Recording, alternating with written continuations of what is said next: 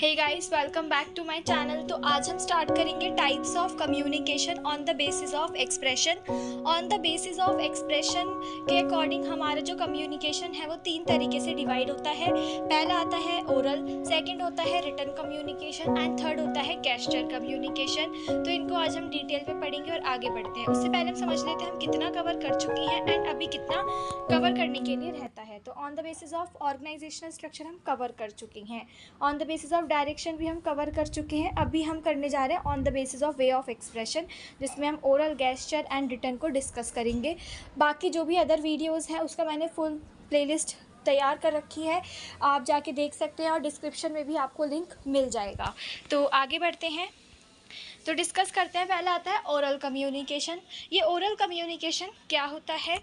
Oral communication is the exchange of information and ideas through spoken words. तो oral communication में हम क्या करते हैं, हम अपने इंफॉर्मेशन, अपने आइडियाज़, अपने थॉट्स, ठीक है, अपनी फीलिंग्स को शेयर करते हैं सामने वाले तक। और वो कैसे शेयर करते हैं? बोलकर, ठीक है। हम रिटन और ओरल कम्युनिकेशन दोनों में ही हम लैंग्वेज का इस्तेमाल करते हैं, फिर चाहे वो इंग्लिश हो, चाहे हिंदी लैंग्वेज हो या कोई भी अदर लैंग्वेज हो।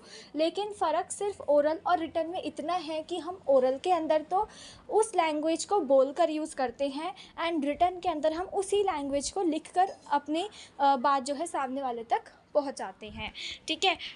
सेकंड में यहाँ पर क्या लिखा है? अब ये जो ओरल कम्युनिकेशन है, ये या तो आप देखो direct face to face interaction भी कर सकते हो या फिर किसी इलेक्ट्रॉनिक डिवाइस के थ्रू भी कर सकते हो, जैसे कि फ़ोन, वीडियो प्लेटफॉर्म और रेडियो। अगर जैसे वो दोनों पर्सन एक ही जगह पर मौजूद हैं, ठीक है, एक ही जगह पर वो अवेलेबल है, तो वो सामने आपस में फ़ेस टू फेस टॉक कर सकते हैं।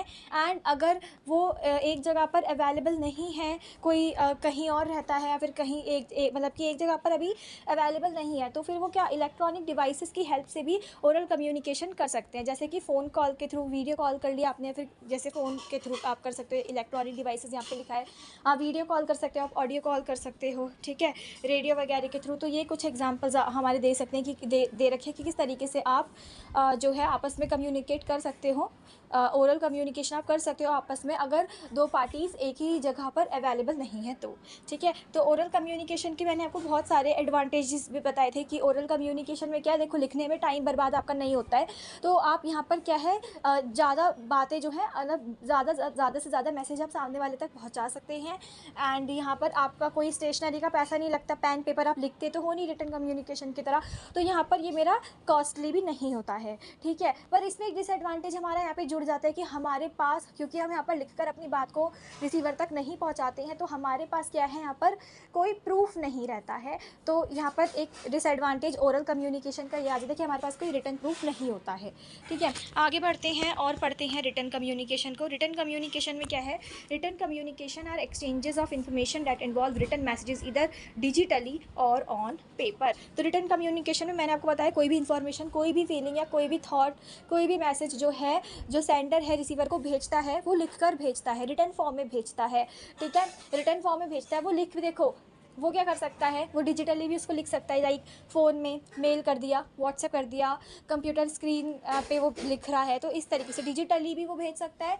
और नॉन मतलब कि पेपर पर भी भेज सकता है, पेपर पे, पेन पेपर, नॉर्मली जो पेन पेपर होते हैं, ठीक है, किसी को उसने लेटर लिख के जो है पेपर पर भेज दिया, तो इस तरीके से वो डिजिटली और पेपर पे किसी में भी अपना मैसेज को लिखकर रिसीवर को भेज सकता है, ठीक है, जो सेंडर है वो रिसीवर को भेज सकता है।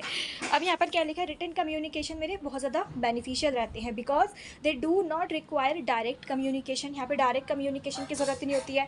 And they provide proof of an exchange in the event of an accident. और यहाँ पर आपके पास प्रूफ भी अवेलेबल होता है, कल को कोई ऐसा इंसिडेंट हो गया तो उससे आप अपने आप को प्रोटेक्ट कर पाओगे, ठीक है, आपके पास, क्योंकि उस चीज़ का प्रूफ अवेलेबल है। और साथ ही यहाँ पर क्या लिखा है? रिटन कम्युनिकेशन बेनिफिशियल है, इसमें आपको डायरेक्ट कम्युनिकेशन की ज़रूरत नहीं होती है। ऐसा नहीं आपको फेस टू फेस, अब आप भाई वो फेस टू फेस आपको खड़ा है तो आप उसको लिखकर कोई मैसेज थोड़ी दोगे, आप तो नॉर्मल उसको बोल दोगे, ठीक है, तो वो आपका रिटन कम्युनिकेशन हो जाएगा, आप उसको लिखकर दोगे, ठीक है। क्योंकि अब यहाँ पर ये रिटन कम्युनिकेशन मेरा बहुत ज़्यादा बेनिफिशियल है, जहाँ पर दोनों पार्टीज़ एक ही जगह पर अवेलेबल नहीं है, आप उनको लिखकर अपनी बात पहुँचा सकते हो, ठीक है, जब भी उनके पास टाइम मिलेगा, वो किसी भी कोने में होंगे वो उन तक पहुँच जाएगा।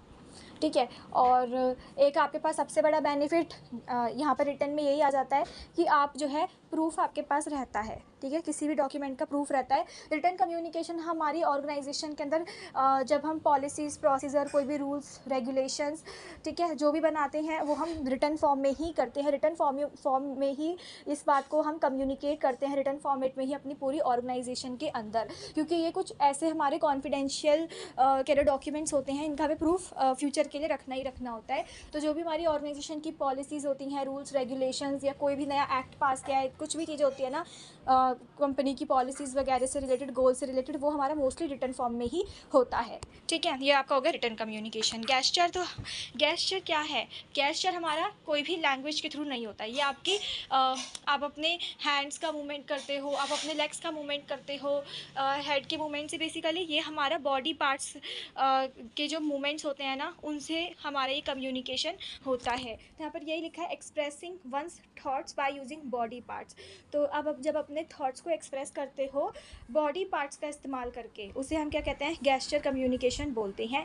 गेस्चर में डिफ़र बिटवीन डिफरेंट कल्चर्स, यानी कि देखो हमारे जो गेस्चर होते हैं ना, ऐसा है कि इंडिया में जैसे देखो अलग अलग उसके ना अलग अलग मीनिंग होते हैं, अलग अलग गेस्चर के अलग अलग कल्चर में ना डिफरेंट कल्चर में डिफरेंट मीनिंग जो है होते हैं। अगर आप किसी को थंब शो करोगे अपना, तो वो सोचेगा कि आप कह रहे हो ऑल द बेस्ट, और यही थंब अगर आप किसी अदर कंट्री में शो कर दोगे तो इसका कोई और मतलब निकाला जा सकता है, ठीक है। उनका कल्चर डिफरेंट है, हमारे इंडिया का कल्चर डिफरेंट है। तो जो आप गेस्चर दोगे वो इंडिया के अंदर उसका कोई अलग मीनिंग होगा और दूसरी कंट्री के अंदर उसका अलग मीनिंग होगा, ठीक है। तो यहाँ पर यही बोला गया है कि डिफरेंट जो हमारे गेस्चर होते हैं ना, उसका मतलब डिफरेंट कल्चर के अंदर जो है डिफरेंट मीनिंग होता है।